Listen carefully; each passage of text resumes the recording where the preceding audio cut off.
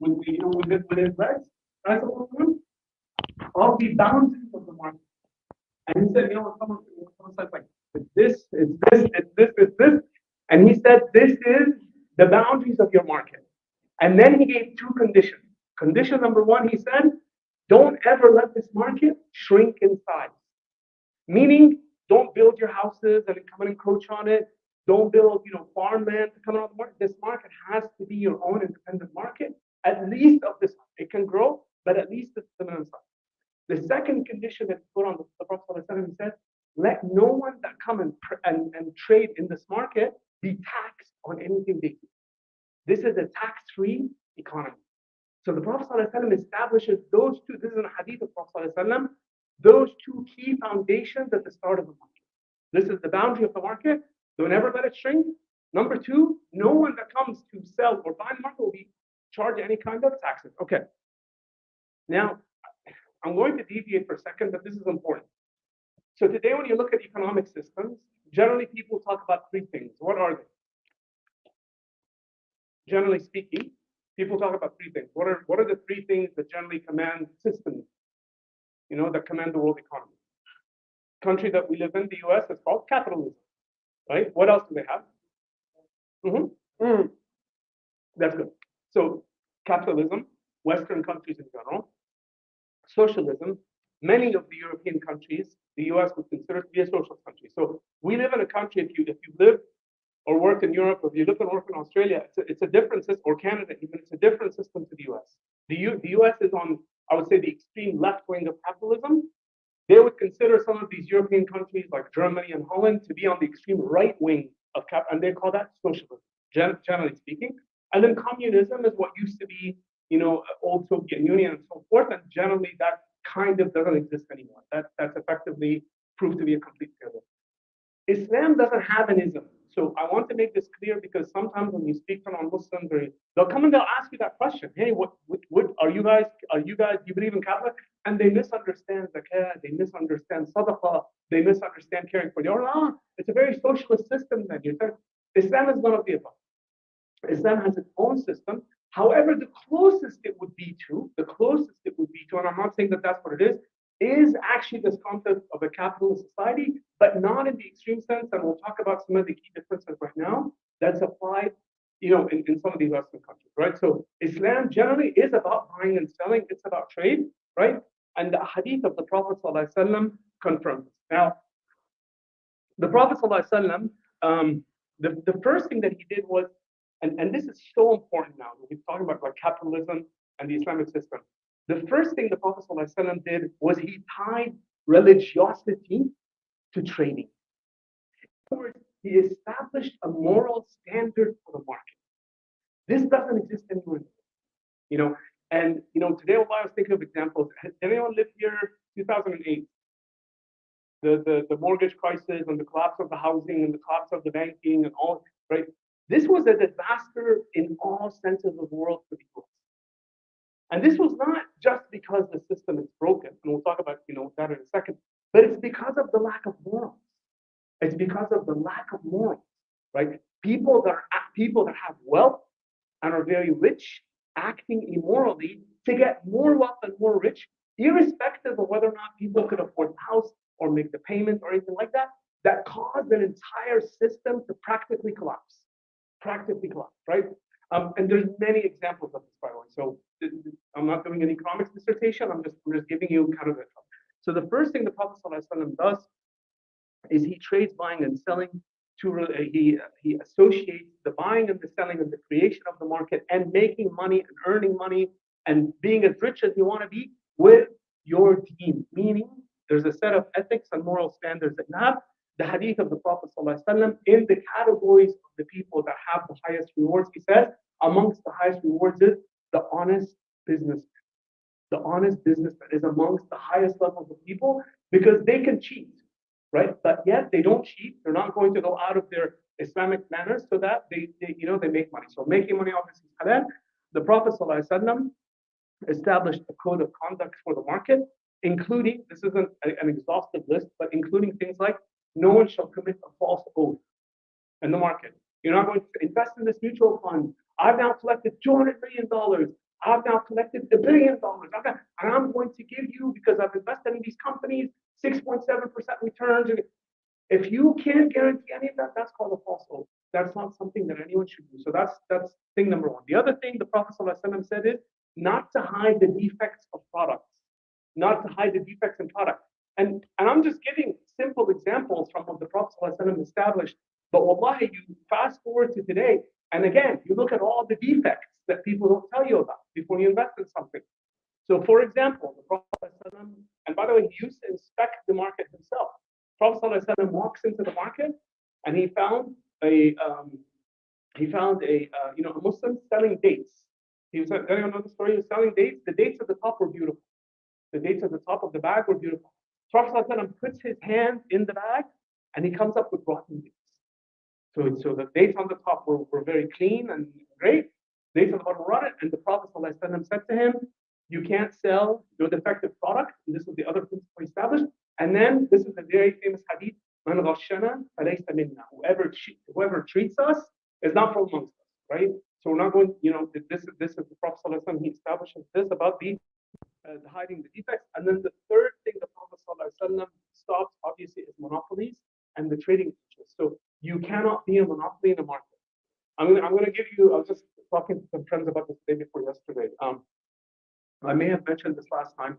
This Congressman Menendez and the Egyptian government and the guy that was buying the beef from the U.S. So there's, in a very short story, this Menendez guy is caught in a whole bunch of corruption in New Jersey. He's a Democrat from New Jersey, and they found a tie to an Egyptian Christian businessman that the army in Egypt negotiated with him to have this full contract capability to buy halal meat from the U.S. and to send it back to Egypt. So the market was not like that.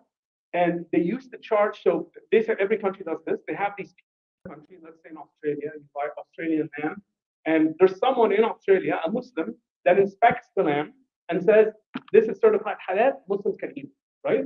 And the same thing happens in the US, the same thing happens in South America, Brazil. So they used to charge, before this guy came into the picture, they used to charge $300 per container, whole meat container, for halal certification before it went to Egypt. So on a container, you have an overhead of $300. After they created this agreement, he became the only person that could do that for the US. So he raises the price of getting the, and he's not Muslim, he raises the price to $4,800 per container. What does that do now to the other side?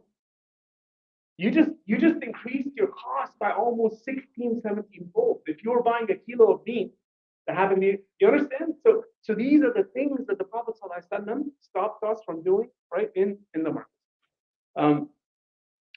The Prophet ﷺ also did, this is an important fiqh principle, which is to stop, not be, people have agents. This guy actually is an example of an agent. Not to have an agent selling for someone from outside of Medina into the market. I'll tell you exactly what I mean.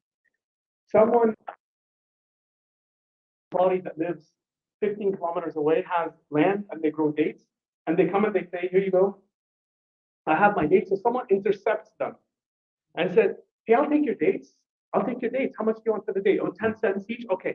Now this person, when he does that interception, he knows that people in Medina will pay 50 cents or 60 cents a day. So he takes it to Medina and he says, I can sell it for 70 cents. That's called an agent, right? That's actually not halal in Islam.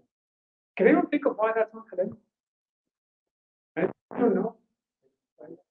Two, inflating the prices. Okay, that's a good one. Hiding the truth. Okay, so that's an important principle. You know what it does? It creates a layer of people in the middle. Like here they call them middlemen. It creates a layer of people in the middle that actually do nothing. You understand? They're just shrewd people that intercepted the trade before it came in, and for no reason other than knowing the Medina market and knowing what the stuff is sold on the outside, they're going to have this massive markup which is going to inflate the prices. This is actually not allowed in Islam. And there's a whole, battle of steps. So the Prophet ﷺ said, no, let the farmer come into the market, sell whatever he wants to sell for. Then they can learn. They can say, oh, well, maybe I should be selling it for 40 cents. Right? You understand? So these are all things that the Prophet ﷺ, principles that he established for the creation of the market. And the Prophet ﷺ obviously have a hadith that encourage us to do commerce, and to actually make money as part of our string business. There's no doubt about it. So the Prophet ﷺ says, "Al-mu'min al-qawi khayrun wa ahabbu ila Allah min al-mu'min al-da'if wa kilahuma khayr." So the Prophet ﷺ says, the strong believer, meaning not just strong in strength, but strong in their capability, their influence, is more beloved to Allah subhanahu wa ta'ala than the one that's weak, that's needy, and both have fight. Both are good. Both have good, right? The Prophet ﷺ has another hadith where he says, إن روح القدس نفثت في روحي أن نفسا لا تموت حتى تستكمل رزقها وأجلها فاتقوا الله وأجملوا في الطلب. So the Prophet ﷺ said that Jibreel alayhi salam gave him wahy that Allah subhanahu wa ta'ala said, not a single soul is going to die except it will have completed its entire risk, right? And so the Prophet ﷺ says to ask Allah beautifully for your risk. In other words, ask Allah for risk. Ask Allah to make you rich. Ask Allah to give you a better job. Ask Allah for a promotion. Ask Allah for a bonus, right? I have to tell you a funny story. I must have said this 1,000 times. So if I've already told you, then bear with me and be patient. Okay, so a long time ago, I was in Mecca in Umrah, and it has to be an Egyptian, Egyptian brother. This was in the days when Safa and Marwa were really Safa and Marwa, right? Like there was an actual mountain, right, called Safa that you could climb on, not the marble polished up today that you go on. Anyway, and this brother who was part of a bigger group was making dua on the mountain of Safa, and he had his ihram on, and he was making a vigorous dua out loud, like he was practically screaming the dua, right? So he's standing on the other mountain. What was he saying? He was saying, Allahumma ghnini ghina'an fahisha. Fuhsh in Arabic is actually a bad word. Like so someone says fuhsh like that, using bad language, or so he was standing on the mountain and he was saying, Ya Allah, give me the fahish level of wealth. like give me the extreme level of wealth. And he kept repeating it. And someone from his group comes to him, and he comes and he must have said something to the effect of, just ask for something else. Like ask for it. And he must have just came to advice. And the guy turns around to him and yells at that guy. So he says, I'm not asking from your father, I'm asking from Allah. But wallahi, from a pure iman perspective, he's right. Like he's he's on the mountain asking, like he's not asking anyone else, right? So anyway, alhamdulillah, ask Allah subhanahu wa ta'ala to increase your wealth and more importantly, give us barakah. Another hadith of the Prophet ﷺ, by the way, he says, لا يبيع بعضكم على بعض ولا تلقوا السلع حتى يهبطوا بها إلى السوق. Don't outbid one another and don't intercept goods before they get to the market. Another teaching of the Prophet ﷺ, he said, if you see two people negotiating, these are all important things. And actually, I brought this book to show you a really good resource for some of these things. The Prophet ﷺ, for example, teaches. He says, if two people are negotiating, like a seller and a buyer, and they close the deal. Let's say I'm buying a car from my brother. What's your name? Ayan. Do you have a car? Let's pretend Ayan had a Ferrari. And I go down and say, hey, I'm going to buy a Ferrari. I'm like, how much do you want? Oh, you want 50? Okay, I'll buy it for 50. And let's say someone else is watching that and say, hey, I don't really want that car. And then he goes after his Ayan, I could pay you 60 for it. After the deal has closed, that's actually haram. If you notice that the deal has closed between the two people, you have no business coming back in, right? Whether it's something you wanted or something you wanted to trade or you could have made some money on. Khalas, the deal is done, the deal is done. These are just some of the principles. And the reason I actually brought this book, I'm not going to obviously take you through it. Has anyone heard of Salah al-Sawi, Hatem al-Hajj? So Sheikh Salah al-Sawi is really, he is probably, in my opinion, the most knowledgeable person about Islam in the US.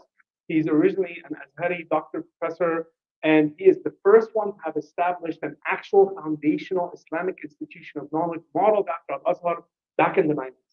Now, since he's done it, there have been many people that have come and done more and improved it. One of his students, in fact, his smartest student, is this brother here, Dr. Hatem al-Hajj. Hatem al-Hajj established another university in the US called Mishkah. I don't know if you ever heard of Mishkah. Mishkah teaches a fiqh class, not unlike the one that's taught in the Mecca University. And this is actually volume 1 of the fiqh class. The reason I brought this book is not to teach you a fiqh class, but just to take you through the specific chapter on al-buyu', the establishment of the markets. And there's just too many. But this establishment of the markets is actually the last book of the fiqh. And by the way, This fiqh book is actually in the Qudama, reliable manual of fiqh. This is like new, this a translated, updated version of the Qudama. There's 23 chapters on how the rules of transacting in a market. So the reason I actually brought it was just to explain that when people talk about the Muslim economic system, it's actually a very sophisticated system. I was doing some of my own research today on the establishment of the market of Medina, and the first paper that popped up was a PhD guy from a very large legal firm in New York. Now, he speaks about Sharia. He doesn't speak as a Muslim, but I'll tell you, it's 16 pages that were just fascinating to read for me personally, right? Like a non-Muslim perspective on the benefits of the rules that the Prophet ﷺ said when he established the market. Okay, now we're going to sidetrack, as you are hopefully, yes, brother.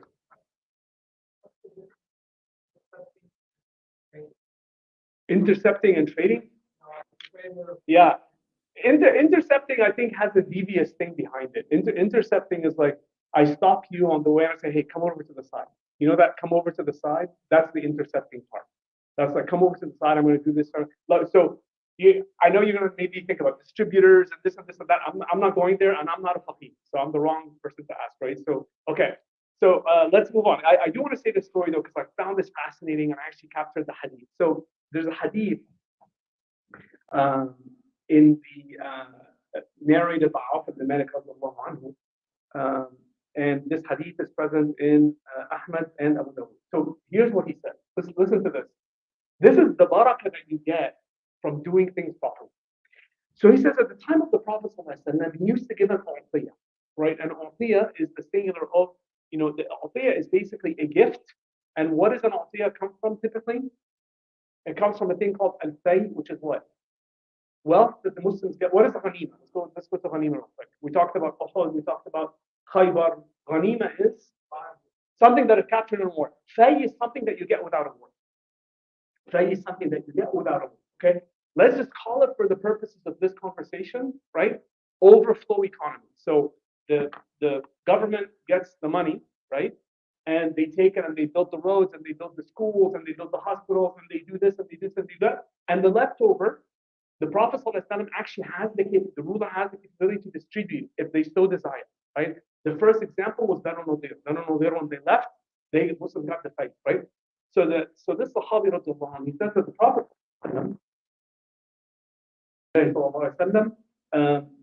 كان رسول الله صلى الله عليه وسلم إذا أتاه فيء قسمه في يومه. He used to divide it on the day he used to get it. Okay? And then he said فيعطي الأهل يعطي الأهل قبضين ويعطي الأعزب قبضين. So the Prophet ﷺ used to give the one with the family 2 shares and the one without a family 1 share.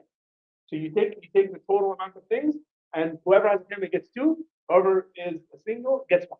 And then he said, في عهد أبو بكر رضي الله عنه, at the time of Sayyidina Abu Bakr رضي الله عنه, كثر الناس. There's more people in Medina, more people coming into Islam, mashallah. And so Abu Bakr رضي الله عنه فسوى بين الناس. He made them all equal. Family or no family, you're all going to be equal في العطية. And then Aisha رضي الله عنها, the hadith about her father, about Sayyidina Abu Bakr رضي الله عنه, she says, to confirm what this companion is saying, she said, my father, on year 1 of his khilafah, gave al-hur, the free person, 10, and he gave al-mamluk, the servant, 10, and he gave the woman 10, meaning 10 tananir or whatever, and he gave the servant of the woman 10. He gave everyone in society that he could see $10 or 10 dirham or whatever. And then he says on year 2, there was more money, so he gave them 20. This is Sayyidina Abu Bakr radiallahu anhu. At the time of Sayyidina Umar ibn al-Khattab radiallahu anhu, he changed the system. Okay? So Sayyidina Umar, and by the way, time Sayyidina Umar, did the money go up or go down? It's always going up. So to be clear, it's always going up. When the Muslims were doing this, the money was always growing, right? So at the time of Sayyidina Umar radiallahu anhu, he gave everyone the same, and then he'd hold aside a budget. He'd hold aside his own budget. And how did he spend it? He gave extra bonuses. Who did he give the extra bonuses to? The first people were السابقين الأولين من المهاجرين والأنصار, the very first of the Muhajirin and Ansar that witnessed Badr. And then from the witness. So he had an order. Did they all get it? Check. Now let's go to the second group. The second group was the Muhajirin, the Ansar, that did not witness Badr. This was the second one. الَّذِينَ لَمْ يَشْهَدُوا بَدْرًا. And then whoever made Islam between Badr and Sulh al-Hudaybiyah, he'd give them. They were number 3. And then man hajar qabla al-fath, whoever made hijrah from Mecca to Medina before the Fath of Mecca. Then man aslama yawm al-fath, whoever made Islam on the day of the Fath of Mecca. So he had his own sequence based on what he felt was merit of your level of effort to the contribution of the ummah, based on whatever extra that you would get. By the way, this practice for us, we're sitting here going, what? Like, I'm from Egypt. I never got a penny from the government or what. But this was very normal until the ummah got weak. This was for people, even like, we're not talking that long ago. This was a normal thing. This was a normal thing, right? That the ummah used to be able to give to its citizens, and if you compare it nowadays to compare it now to nowadays, like even if you think of like what we call a socialist system in Europe. I'm in Holland, I don't want to work, I'm going to get 1,200 euros a month or whatever it is that they give. Or I'm in Australia and they give me $1,500, whatever it is that they give nowadays. There's all kinds of conditions around. Like, do you have a job? How much money do you make? Do you do this? Do you do this? This was unconditional. So this that was given, what I'm talking about, was unconditional. It didn't matter if you were a millionaire or if you were a poor student. You still got it. Now, if you were a millionaire and you got it, you could do anything you want. You could give it as a sadaqah. You could go and build something else. But everyone got it. The point is, everyone got it, right? This is part of, the system of establishing a strong economy. Okay. Oh, the last thing I'll say, I didn't realize this would take this long. There's a new acronym now that people throw around nowadays called CSR, Corporate Social Responsibility. Have you heard that term? Corporate Social Responsibility? Okay. During your work at Amazon Web Services, I'm just curious, or Microsoft Azure, or Equinix, or any data center company. Oh, why are you shy, man? Raise your hand. Okay, mashallah. Okay. So all these, I'm giving this as one example only because that's the example that I could come up with today. There's 50 million examples that you could come up with. All these companies that build data center and have they have major, what's their biggest consumption of? Power and energy. Power and energy. And therefore there's pollution that occurs from the environment, right? You get it? So almost I just came from a conference, a technology conference, and it was part of what Intel said. Oh, we changed the chip design in such a way that it burns us power and blah, blah, blah, blah, blah, blah. And so we're corporate, socially responsible, you understand? And whether they're making chips or data centers or software or, coal railroads or underwater submarines, everyone now has this on their agenda. How does the CEO and Wall Street learn that this is a corporate, socially responsible? This is part of what the Prophet ﷺ actually teaches about the Islamic market. What to sell and what not to sell, what to buy, what not to buy. This is a new thing, by the way, in the US. This is a new thing all over the world. People didn't care how you manufactured your goods, 20 years ago. They didn't care. But now it's a big thing. No company gets up at its conference or earnings report and tells you how it's, saving the environment and making sure that the planet is green, right? So anyway, this is about the market. Okay. Moving now to the next thing that the Prophet ﷺ did. We're gonna go through this quickly because this is very easy. So in the first year and a half of Medina, all the rulings of Islam of worship were complete. You understand? All the rulings of how to pray. You understand? Like all these rulings were completed 100%. Because remember last time we spoke about this concept of what the changing of the qibla was called what? What's the Arabic word? What's the English word? I want to start to get you guys to come in with notebooks and take notes, like seriously. What's the Arabic word? Nasakh. You're like you get all the points. Nasakh, right? We talked about the change of the qibla is called nasakh, or the English word is abrogation, which means Allah had a ruling and then He changes the ruling to a better ruling. Understand? So in Mecca, Muslims were praying 2 rak'ah, 2, 2, 2, except for Maghrib. Everything in Medina became 4 except for Fajr. You understand? So that became the nasakh of the salat. That became a ruling in the first year and a half of Medina, right? The second thing that happened is, in the first year of Medina, the Prophet ﷺ made it wajib to fast what day? The 10th of? No. not Ashura. Wajib. What did he make wajib? 10th of Muharram. Okay. So the Prophet ﷺ said, everyone fasts on the 10th of Muharram as a wajib. You understand? And even there are hadith where the Prophet ﷺ saw people that had breakfast. He said, did you have breakfast? They said, yes. He said, then fast the rest of the day. Fast the rest of the day. Okay. So then what happened is this. Then what happened is the second year, the ayat of Ramadan came. يا أيها الذين آمنوا كتب عليكم الصيام كما كتب على الذين من قبلكم لعلكم تتقون أياما. Okay. So Ramadan comes, you have now the naskh of the Muharram fasting. That is now a sunnah. It is not a wajib for us. What is wajib for us? Fast on Ramadan. You understand? So the shifting fast on Ramadan. The other thing that now happened, that I'm giving you the sequencing of how this evolved with the companions of Ramadan, right? The end of Ramadan, what becomes wajib? The end of Ramadan. Zakat al-Fitr. Zakat, Prophet ﷺ said, everyone has to pay Zakat al-Fitr. It's like $10, $15 for us. So Zakat al-Fitr is defined as what? Someone give me the quick 50 definition. No. What is it? Like how much? How much? What is it? What is it? It's one meal. It's one meal. So I want to buy someone a Big Mac meal. How much is a Big Mac meal? I don't know what it is. How much is a Big Mac? Let's just pretend you're buying a halal Big Mac meal. How much is it? I don't know. How much? $11? Really, that much? Are you serious? I used to remember when it was like $3. Okay. Well, alhamdulillah, we're still in the range of 10 to 15 animals. So, yeah, better look it up. So think of that as zakat al-fitr. The Prophet ﷺ makes it wajib. And then when zakat is revealed after that, that becomes the sunnah. I'm obviously encouraging everyone to pay zakat al-fitr, but I'm explaining how things change. So you can think of one event as the practice that gets the companions to be ready for the next major event, right? Okay.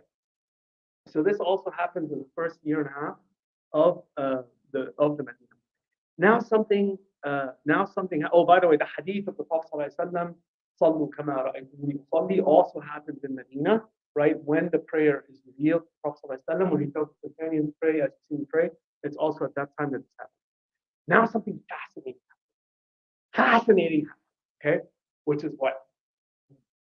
Nope. Hajj doesn't come until 1 year or 2 years before, and the first person that goes to Hajj from Medina is who? Who's the first leader of the Hajj? You guys are looking at me like, they're going to have dinner before they come? Like, there's too much food. Abu Bakr, Abu Bakr led the Hajj. He was the leader of the Hajj when Hajj, after Hajj was announced. Prophet ﷺ went the year after. Right? Prophet ﷺ went after Sayyidina Abu Bakr. This is where you get the famous hadith of Sayyidina Rasulullah ﷺ says to Abu Bakr, make dua for me. He said, make dua for me, Akhi, when you're going to Hajj. This is the Prophet asking Abu Bakr. Okay. So, but what's the other thing? We're not going to let you go. What's the other thing that happens in Islam that wasn't revealed that gets revealed at the time? So I gave you all the answers to everything before. Think about this one. Huh? Not stopping with alcohol. Something that was not permissible that now becomes permissible. Fighting. Okay. So in other words, jihad, defensive jihad. Okay. So the Prophet, the first ayat that were revealed about self-defense in Islam are actually in which surah?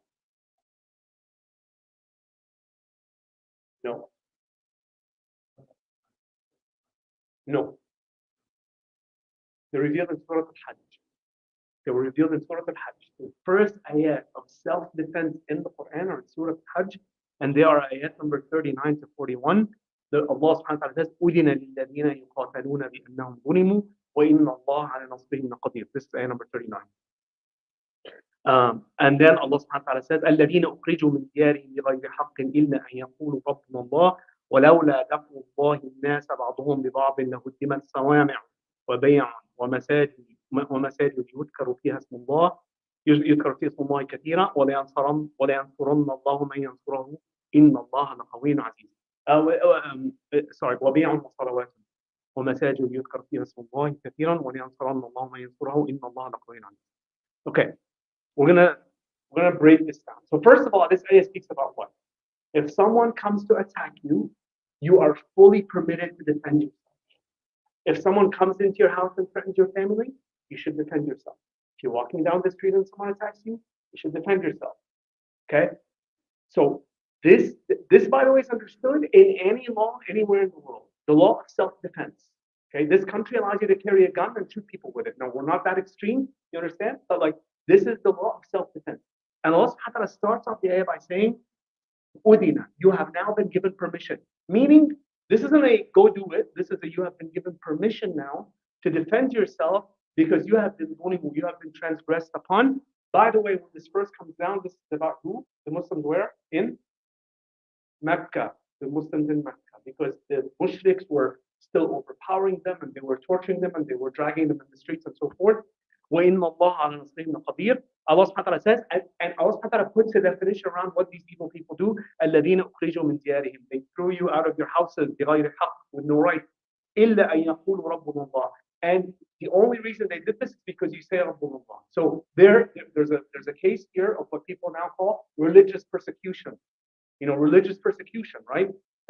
For example, what happened in Bosnia in the early 90s when the Serbs came after the Muslims and killed them in the thousands, right?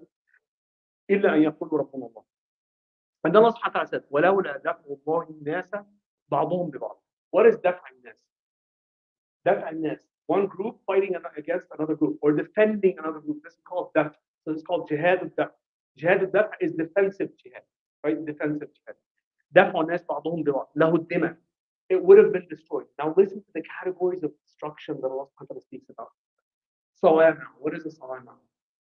Salama is the plural of salma. What is a salma in Arabic? A monastery. Do Muslims or non-Muslims live in a monastery? Non-Muslims. Okay, so the salama would have been destroyed. What is a bay'ah? A church. Do Muslims or non-Muslims live in a church? Non-Muslims. وَصَلَوَاتٌ. This is a fascinating word. This is beautiful. We spend a long time on it. What does salawat mean? The salutation? The synagogues. Who said synagogue? Who said synagogue? Yeah, synagogues. You're exactly right. Why don't you shout? Raise your hand. So synagogues, right? Salawat is a synagogue. Salawat is a synagogue, right? And then Allah subhanahu wa ta'ala says, وَمَسَاجِد, and a masjid. The masjid where the Muslims pray. Meaning that the right of the Muslims to defend themselves is there. The right of the Muslims for them to defend others that are oppressed, worshipping Allah is also there, even if you don't believe in what they're doing. Part of the reason of the self-defense in Islam is not just for the Muslims themselves, it's actually to establish justice. When you see someone oppressed and you can defend them, you defend them. Even if they're praying in a monastery or in a church or in a bay'ah, in a salawat, the synagogue, or certainly in a masjid. Otherwise, it would be destroyed. The evil people would come and just wipe these things out. They would destroy these things, right? يذكر فيها اسم الله, where the name of Allah is remembered كثيرا. Okay, so a couple of lessons. Permission has been given to defend those that have been wronged or kicked out of their homes because of saying your master is Allah, and the persecution for a belief, even involving the non-Muslim. By the way, do you know what was the very first war in this country? What was the first war that the U.S. declared? I don't even know. This is a real thing. Who grew up here, man? How old are you guys? 10, 11? Okay, you guys know this thing called, how old are you? How old are you? You're hiding behind your dad, aren't you? Okay. You guys do this thing called social studies? Okay, like my girls took it 50 times. Okay, so do you guys know about this thing where the US went to war against these guys called the Redcoats? You guys know who the Redcoats are? The British, before even the colony war, they went to war because the British raised the taxes on tea. Tea.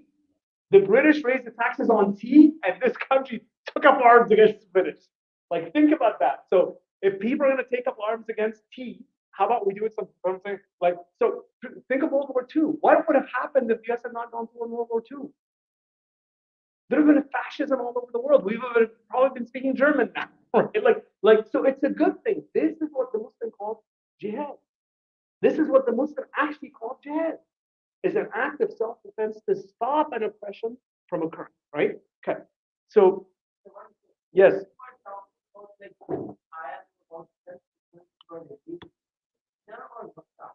So there's actually discrepancy between the scholars. Most of the scholars say Medina. Some of the scholars say Mecca. And you just prompted me for the next thing I was going to say. The ones that say Mecca say Sayyidina Abu Bakr when these ayat were revealed. This, by the way, this was way later on in Mecca. So I personally believe this is a Madani ayat, not my personal opinion, not a Makki. But Sayyidina Abu Bakr, either way, he says, when I heard these ayat come down, I knew that there was going to be war with Muslims.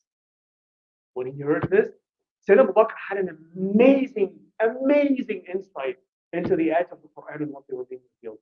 Do you remember after the surah, إِذَا جَاءَ نَصْرُ اللَّهِ وَالْفَتْحُ, after that was revealed, what did he say? He said, yes, because all the Sahaba were happy and he started to cry. He said his mission is over. Sayyidina Abu Bakr sees these. So Sayyidina Abu Bakr comments on these ayat and he said, I knew there was going to be an actual war with Mecca after these ayat, right? Okay. So and let me kind of rewind for a second. Why is this important for us to learn? Because we're in a country. So we talked a little bit about the market. We're in a country that constantly attacks Islam on jihad. And we have to be able to respond and explain to people what it actually means. Jihad at its most core word means what? Jahada. What does jihad mean? To strive for something. So if someone is making jihad to become a doctor, they're trying to become the best doctor that they can be. If someone is making a jihad to be a lawyer, they're trying to be the best lawyer they can be or the best student they can be. Understand? So at its core, that's what it means. Jihad also indicates jihad al-nafs, which means fighting against oneself of committing haram. Jihad can also be a defensive jihad against the oppression. But people immediately jump, and then they have all kinds of extrapolations that are wrong. Okay. Now let me talk to you about the phases of jihad as revealed to the Prophet. Phase one was the non-military. This is what we were talking about in Mecca, which is called jihad al-nafs. And Allah subhanahu wa ta'ala, 13 years of Mecca, Allah subhanahu wa ta'ala, for example, has and reveals an ayah in Mecca. Allah subhanahu wa ta'ala says, Inna Allah kafaka al-mustahzin. What does that mean? Don't worry about the people that make fun. You don't have to go and hit any of them. You don't have to go to fight against any of them. Allah subhanahu wa ta'ala will fix them. He's going to take care of them. Inna Allah kafaka. Phase number two is the permission to go on a volunteer basis. And this is right after Islam. This is when this happens. The permission to go. By the way, only if you volunteer. This isn't like forced conscription of anything. Islam never had this. Like you have to go. Like we never had this. Okay. Thing number three is called a wajib. The phase number three was a wajib, and the wajib was only made against who? Quraysh. The wajib was made against Quraysh. And then four was against all the mushriks of Arabia, including the polytheists. So the Prophet ﷺ has a hadith, right? So these were the various phases of revelation to the Prophet ﷺ, and this was all done in the sense of self-defense. I think we should probably wrap up, but let me just talk about one last thing. The period before Badr, the Prophet ﷺ started to send what's called the Saraya. So when you read the books of Sirah, you'll hear this word Saraya, Sariya, and a Ghazwa. What is the difference between Sariya and a Ghazwa? Sariya is without Rasulullah ﷺ. Often in English means an expedition. It means I'm going to get a commando group and they're going to go on a mission. The Prophet ﷺ is not with them. Ghazawat means the Prophet ﷺ participated. Okay. And the mushriks used to go and do their trade, you know that ayah in the Quran, right?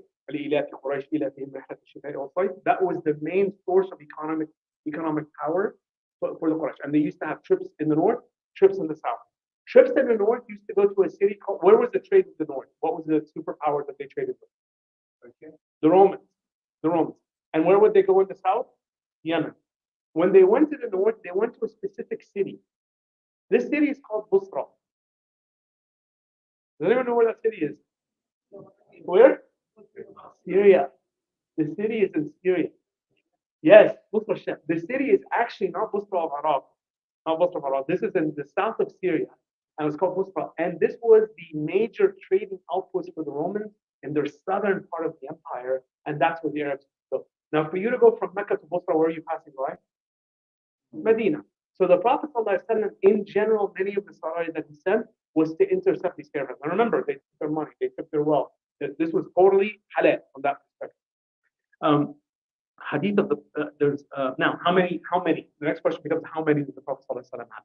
So there's two ahadith. Hadith Zayd ibn Arqam, he said غزا رسول الله صلى الله عليه وسلم 19 غزوة وإنما حج حجة واحدة.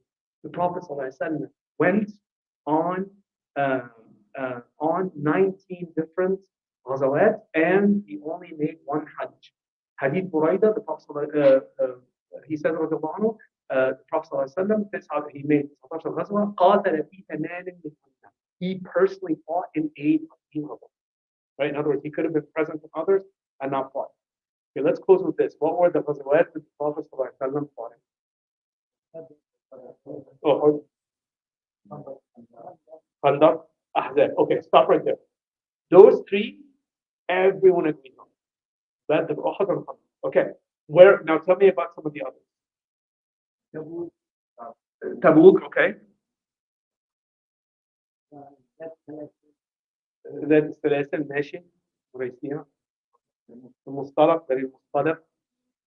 Okay, so I'll tell you what the companions say. Here's how the companions counted.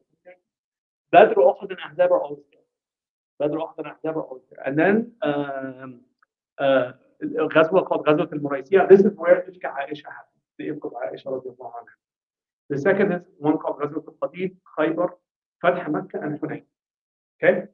The other companions say there's Bani al-Mustalaq, Khaybar, Mecca, Hunayn, and Ta'if. And they separate between Hunayn and Ta'if. Hunayn and Ta'if were 2 days apart. Remember that they were both after Mecca. They were effectively 2 days apart.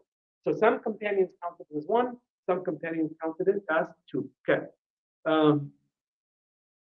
Ibn Ishaq radiallahu anhu counts 30 saraya. Ibn al-Jawzi counts 48 saraya. So clearly the number of saraya is somewhere between 25 and let's say 50.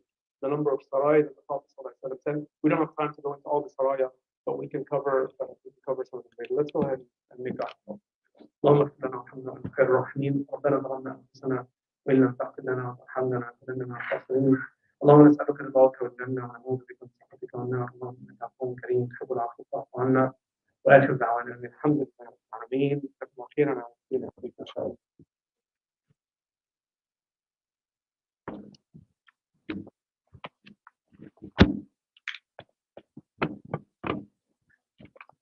Come, 5 minutes to see you.